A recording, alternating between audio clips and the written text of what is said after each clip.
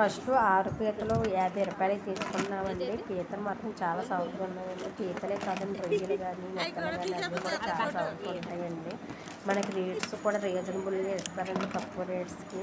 వైజాగ్లో మాత్రం ఇంటింటికి తెచ్చి పీతలు కానీ రొయ్యలు కానీ అలాగే చేపలు కానీ ఇవన్నీ కూడా మనకైతే రేట్లు కూడా చాలా తక్కువగా ఉంటాయండి.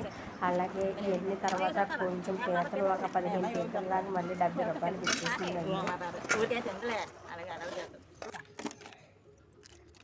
మండపేట ఇదేదో చూపించి నెత్తలు ఒకసారి. నెత్తలు పురటాలకి కూడా మంచిదే.